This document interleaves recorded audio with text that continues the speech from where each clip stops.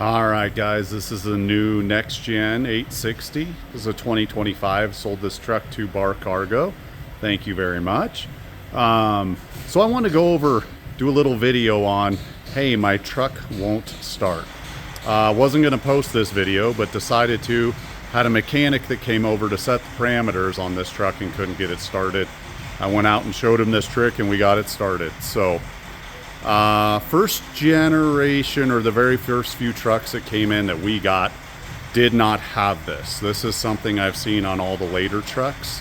So first thing you're going to want to check is, follow me.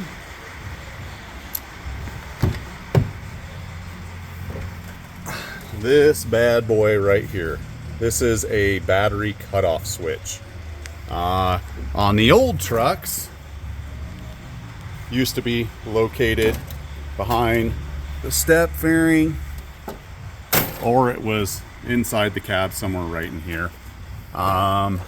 So this is on the new truck. So let me let's stick a key in. We got nothing, no power. So you can see this switch is pushed in. You're going to want to take this red tab, push up, and then down.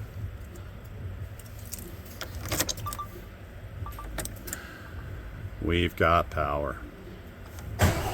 Like I said, very simple, but it's caused a lot of headaches, a lot more than most people would think. Thanks, guys.